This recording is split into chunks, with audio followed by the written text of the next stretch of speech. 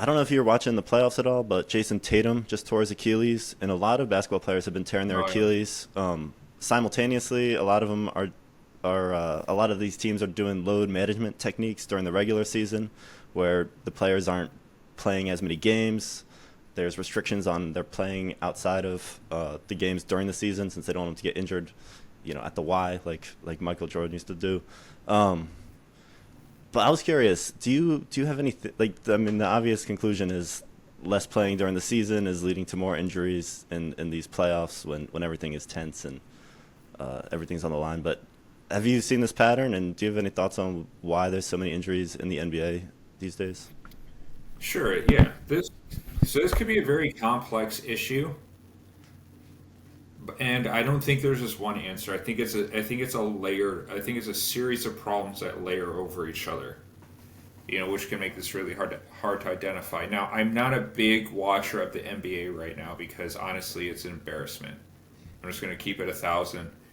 It's nothing but flops and low quality effort games, just in my opinion. But I still do love basketball.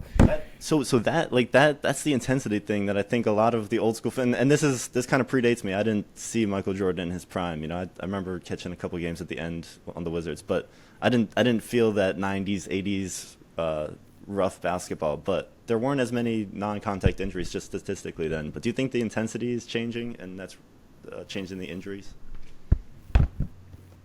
It's hard to say because I'm guessing a lot because I don't watch a lot of modern basketball. But so there's a couple factors that I think about. Just given what you told me. Now, if they're playing less games, there could be variables that could lead to overloading on training, maybe resistance training or weight training, while you have time in between those games, which could be possibly degrading the stretch shortening cycle, the speed quality of the athlete, creating too much tension in the elastic tissue or in the fascia.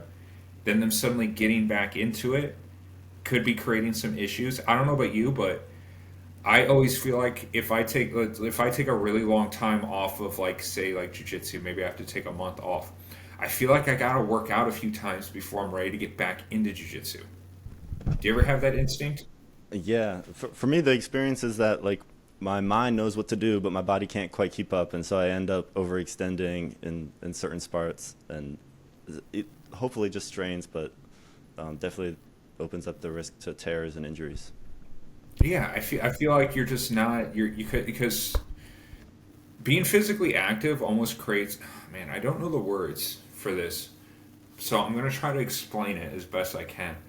But to me, I think there's a quality to your physicality and your ability to handle kinetic energy if you're doing it more often with less breaks.